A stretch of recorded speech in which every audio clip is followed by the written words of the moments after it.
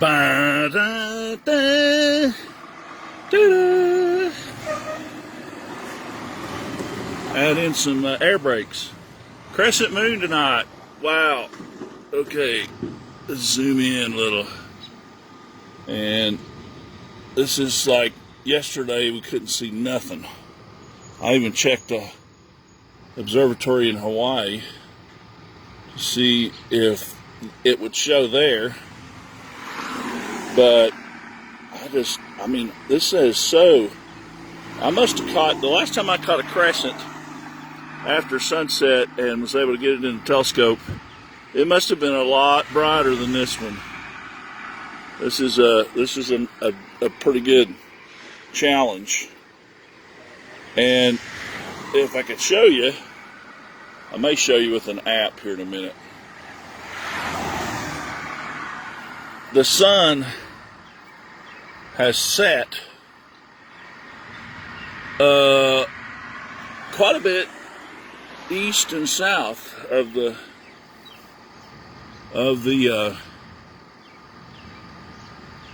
moon right now. I mean, actually, you know, because everything's going down at an angle, the sun is almost straight down from the moon. Let me check that app. I'm going to show you in a little bit. You'll see what I'm talking about when I show you this app. Barring any loud traffic noise. Let's see. Well, I'll take that back. The moon is slightly to the south of the sun, but the sun set quite a bit to the south of where it is now. And the crescent, again, this is upside down. If it would let me flip the screen over, I'd do that, but I'm not using a prism or a mirror to flip this. You know, better cameras would probably let you do that. On some cell phones, you could probably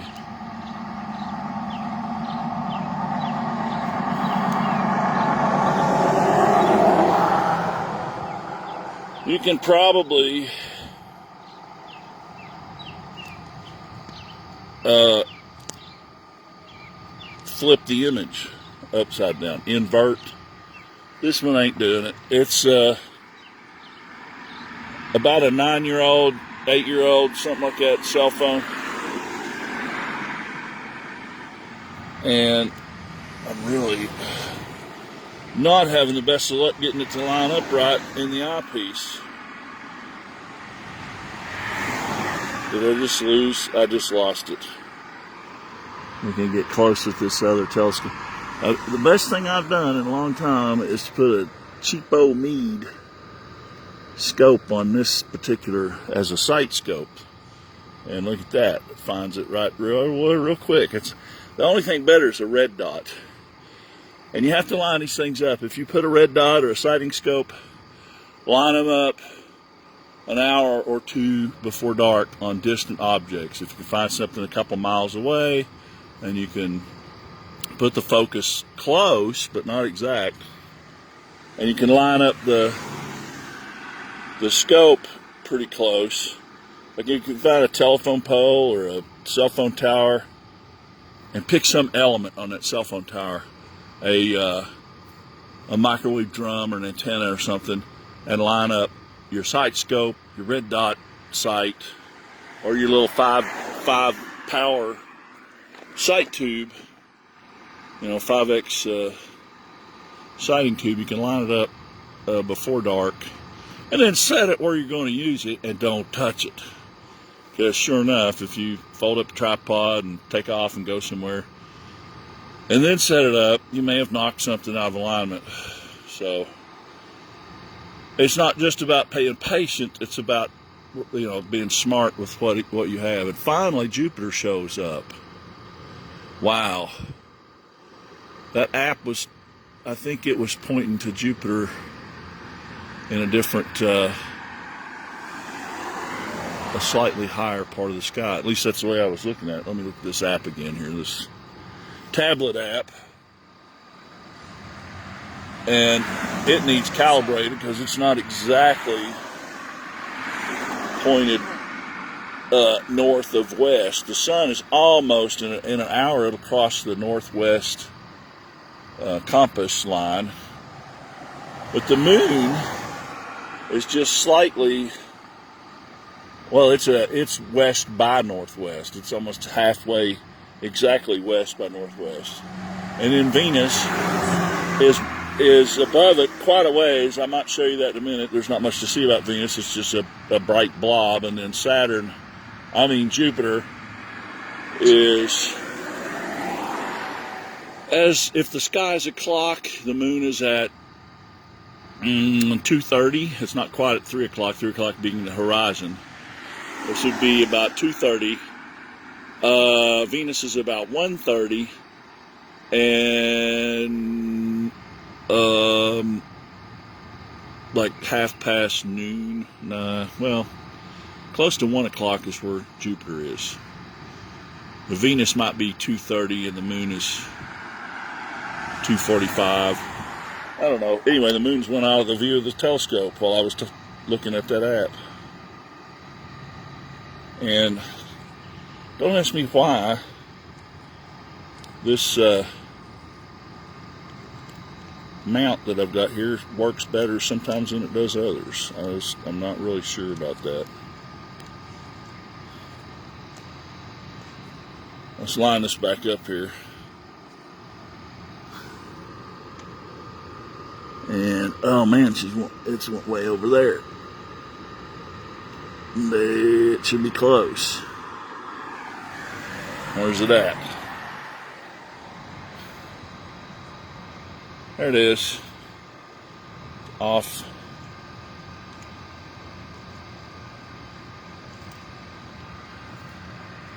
Anyway, all right, now I just got to find a consensus. It's like a bunch of lawyers, right?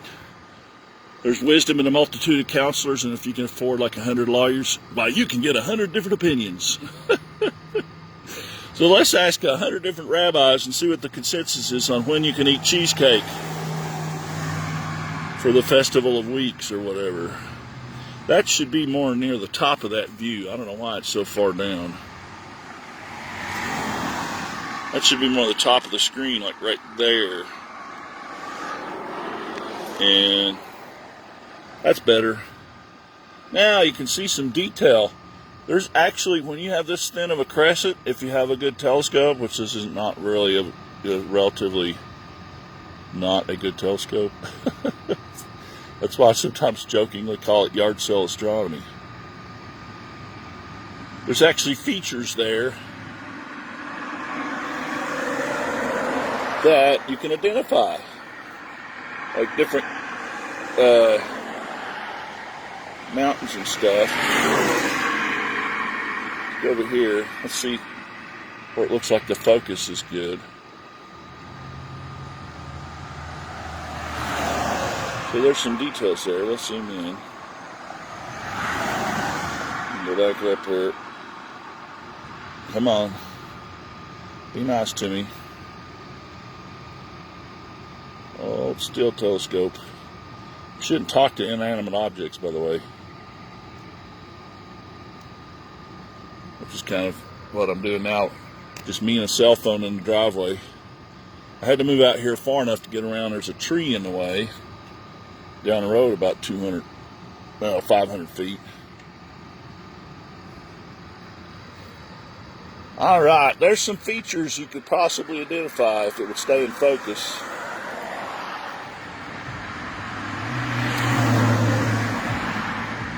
So, challenge accepted. Now, I've got pictures on my TV10 Morehead Legacy page you can find from last year where I found both the morning crescent and an evening crescent, and it was way brighter. Now, this crescent is actually called a super crescent. It ain't that super if you ask me. Maybe tomorrow night it'll be brighter. But I got a picture of one, and you know, the weather's fickle here in Kentucky, right? So, got really lucky. This is one of the thinnest crescents I've ever spotted.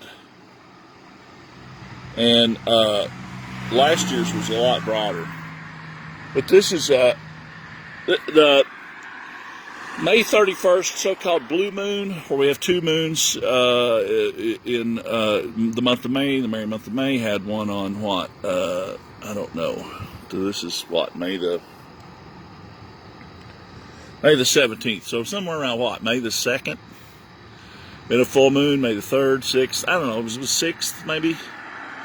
But it's a 29-day cycle, so May the 31st minus 29 would be, yeah, probably on the 2nd or something we had a full moon. Ooh, to the eye, I can see the disc. And it's not going to be nice enough to show on camera, I don't think. Actually, well, maybe. Yeah. There's the disc of the moon. Let's zoom out.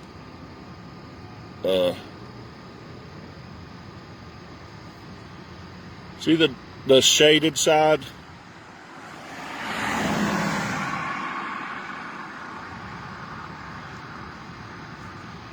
In any event.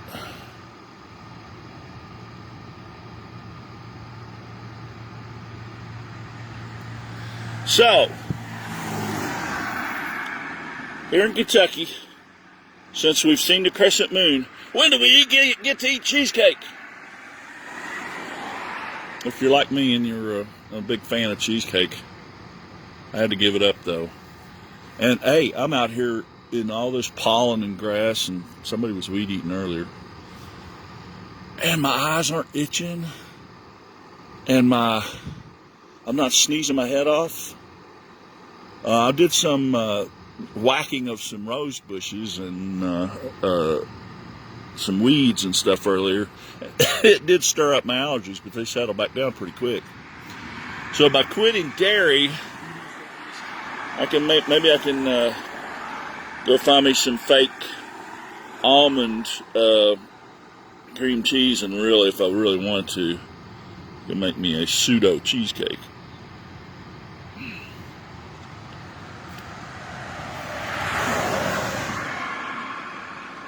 Feel like doing the 2001: A Space Odyssey music.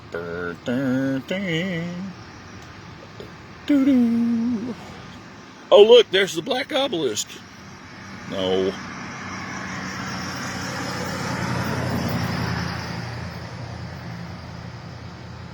Boy, look how fast it's moving too. And I'm not even zoomed in all the way. It's moving pretty darn quick.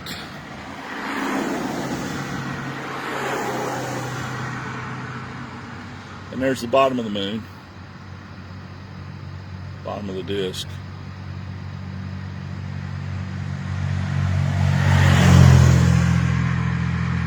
Well, it was there.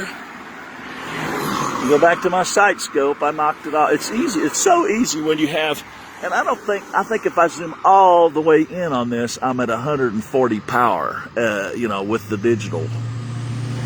Without the digital, well, it might be 160 power. Without the digital, it only does, I don't know, 40? I might be wrong. Look it up, because there's a 20 millimeter eyepiece on a 70 millimeter by 700 Celestron alt azimuth mount, and I gotta get some gearbox grease or something and put on these. One of my slow motion controls works really good.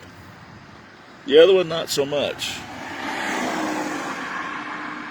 All right, where'd you go, moon? There it is. Wow. Now this slow motion control here works really good. With the other one, look how fast it's moving. Put it. Oh, yeah, that one slipped. Man, I don't know what's wrong with that.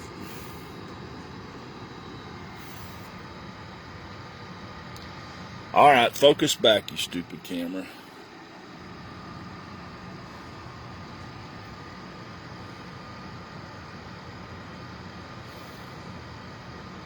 Quit that crap. Focus.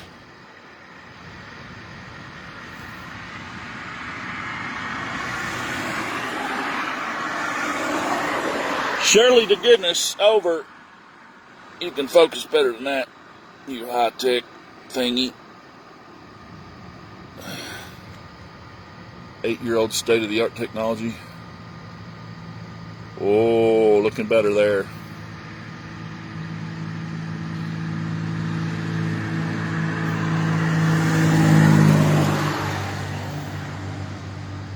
So, go ask 100 lawyers and 100 rabbis, when can we eat cheesecake for Festival of Weeks? And when's the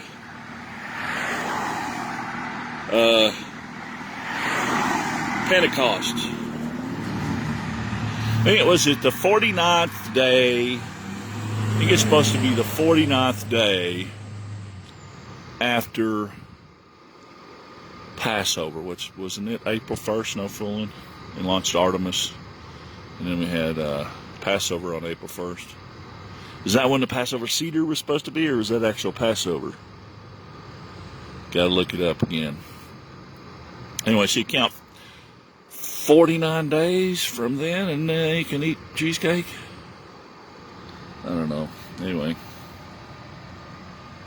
So, turns out there is this issue with the milk proteins. If you give a baby, and by the way, I just heard a radio commercial. If your baby had Similac or some other baby formula, call Dewey, Cheatham, and Howe. We got a settlement coming, right? So why would that be? Apparently, a lot of the autistic children, maybe up to 70%, have an autoimmune disorder because the milk protein causes your body to attack folate, and it won't let it in the brain. So, giving folate as a B vitamin complex probably won't work. And who knows, maybe it'll make your blood-brain barrier weakened. You gotta talk to some super-duper expert on that. But there are things that can weaken your blood-brain barrier. Extreme exercise can weaken your blood-brain barrier. Somebody's running a weed eater this late? Oh, it got quiet all of a sudden. Man, when it gets quiet, the only thing you can hear is the big old plastic factory ventilation fans or something. Just ain't no log trucks with their jake brakes. Brrr.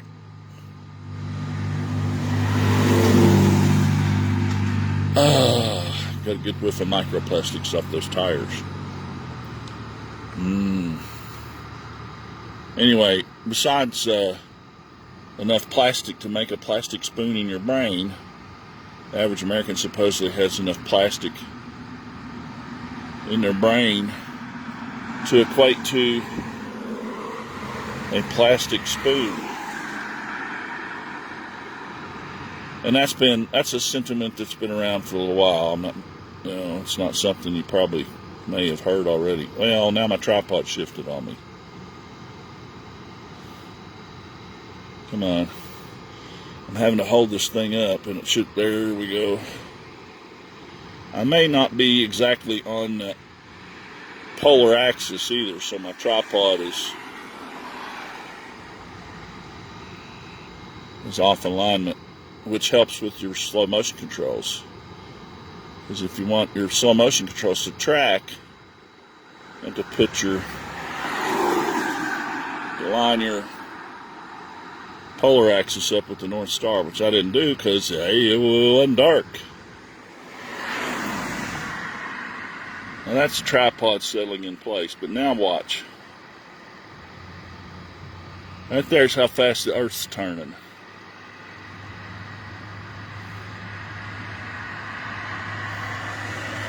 If it would stay in focus, maybe it would show us the super thin crescent.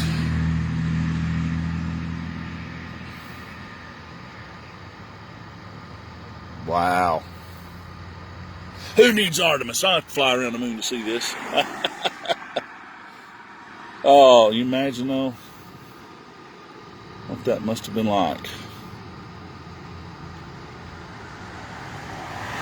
But obviously it wasn't just about the human experience of going out there. They were all test pilots, and they're testing the craft. So a lot of people don't realize, Apollo, believe it or not, it was able to be configured or reconfigured to carry 5 astronauts up to like Skylab, and I don't know why they never did that. They only ever put 3 in Skylab. And come on. And where's my other control here? Here we go, back to the middle. I'm in my sight scope here. You can't see what I'm referring to. All right, now why are you slipping? Go on over there. There we go. Now, let's go up a little. And some point here. The other thing you run into sometimes, oh, I went too far up. There's the other end of the crescent. Wow. It's a thin line between dark gray and gray. There's a parody there somewhere. Yeah, in my sight scope, I can see the dark side of the moon. I really can't see any features. Like you may see people that have the really professional photography equipment. They can do time exposures and bring out all the features of the dark side or the shaded side of the moon. Yeah, well, I can't show you this. I think it's a 30 power little Meade telescope I have on here as a sight scope. It's really handy, but you can see a lot more with it because I've got a 40 millimeter eyepiece, and it gathers a lot more light.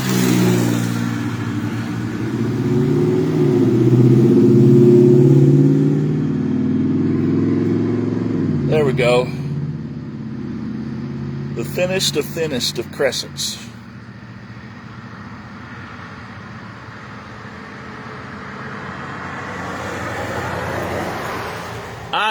Actually last night, maybe in India or some really dry, arid climate where there's really dark, deep blue skies, you might have seen the moon. But it was right next to the sun, just basically barely north of the sun, which is weird. But if you get an app and you watch this moon, the way it has way its orbit works, it arched up and over the sun, and now it's going to go back south again, I suspect, because we have a micro moon. It's the full moon. The blue moon is going to be a micro moon, so it's not going to be whatever, I think 17% smaller and dimmer than a regular supermoon would be. But I don't know, you can get supermoon. We'll probably have a supermoon in the wintertime, which is nice when that works out, because the deepest, darkest part of the winter, you can go for a walk with your sweetheart or something, and the moonlight, right? There's songs written about it.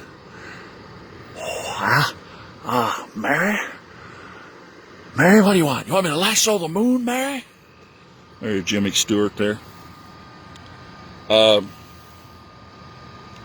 light of the silvery moon. Come on, get back in the viewfinder there. I'll have to zoom back out, maybe.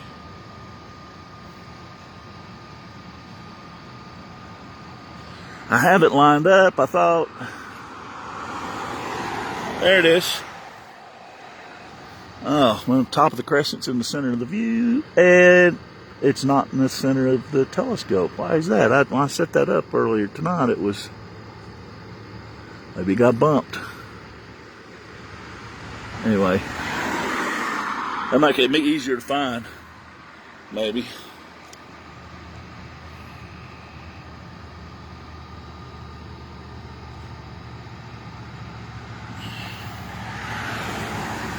Come on. Have to let it kind of settle. And about there is the speed of the earth turning.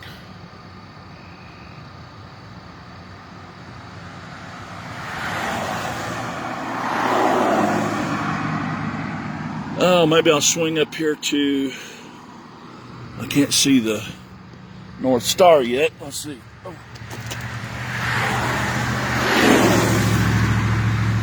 Where you at? Really different. Wow. Too much light pollution. Too much light pollution. Cannot see the North Star to line up the axis on my drive. Slow motion controls.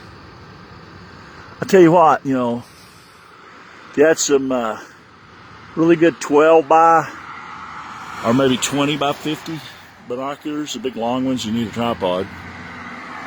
You could probably see more features than I can see with this thing.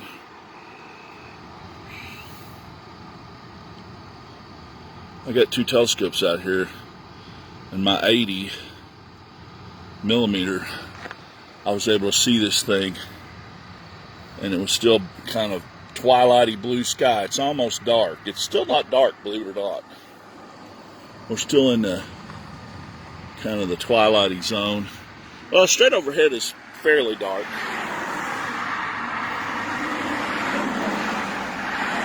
But there you go. You know, you can show your rabbi this video here in Kentucky and say, come on, when can we eat cheesecake? Hardy har har. I don't know, is that like Lent? You know, the Catholics give up stuff for Lent. And I think there's something like that.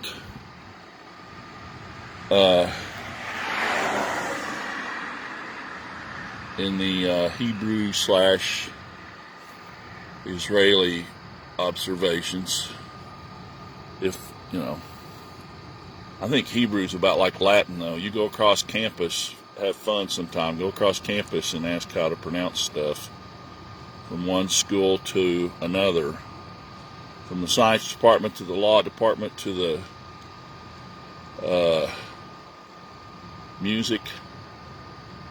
And you might find that there's 3 different pronunciations for the same words. Hey, there's an airplane. Was that an airplane? I thought I saw one flickering. It might have been something else. I don't see it in the sight scope either. I saw something flickering in front of the moon. I was like, hey, we gotta put a jet airliner carrying some people too far away. Well, there's been several that's went over that the sun, when it went over the hill, it just lit the side of those jets up way off on the horizon. Come on, go back into the view here. In a minute, we're going to end up in some power lines, and that'll about be it, probably.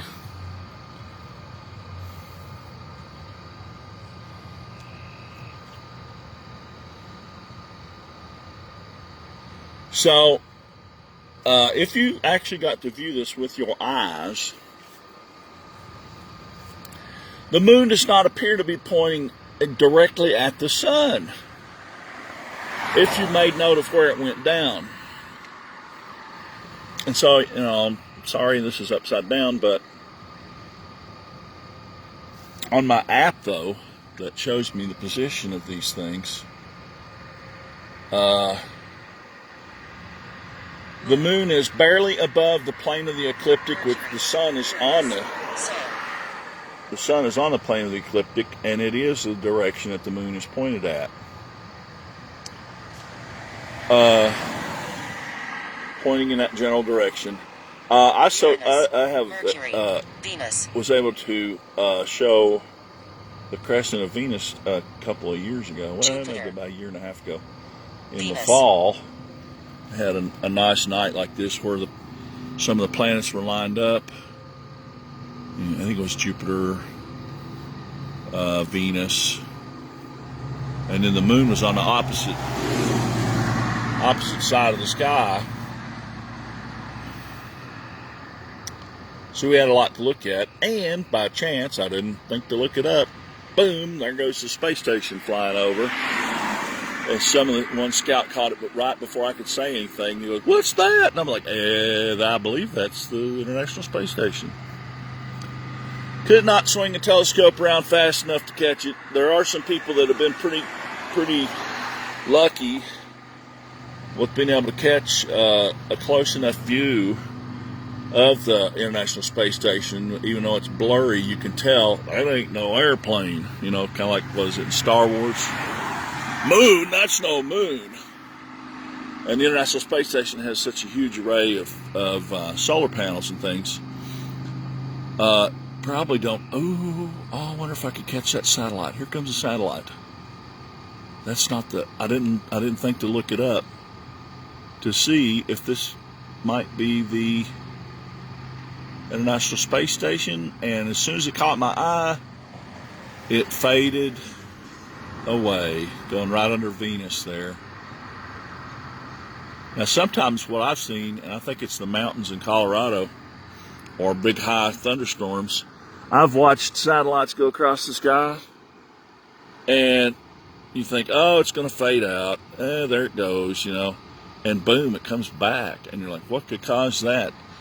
And that's, yeah, okay, it's gone. I thought Venus was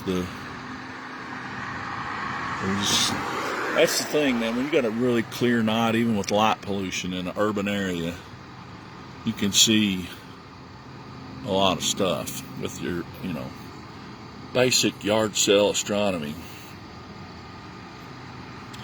Like this particular telescope, I think brand new now, if you was to buy it, it's probably not as good quality as a used one because they're all super duper plastic. Everything's plastic, right?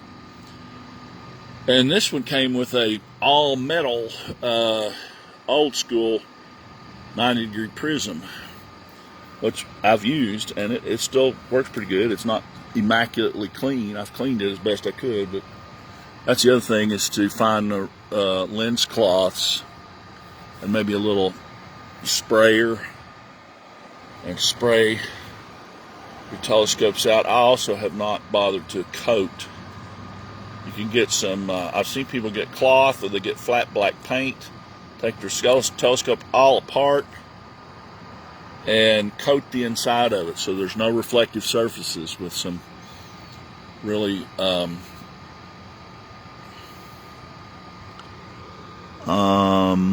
was trying to see if I'm getting down into shrubbery or something here. There's nothing blocking the moon. Why is it? Oh, there's power lines.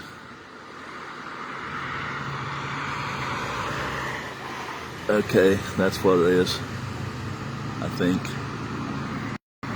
Kind of I can't see it to the eye, but I can see them in the telescope, in the sight scope. Anyway, I'm gonna do a part 2 here in a minute. I'm gonna move the telescope and do a part 2, and we'll look at Venus. There you go.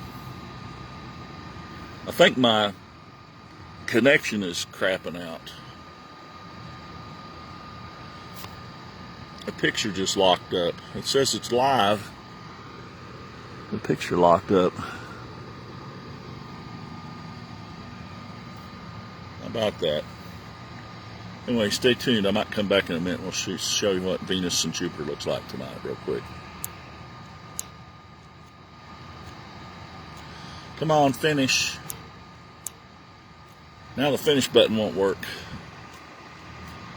Huh. I have to walk back toward the Wi-Fi, maybe.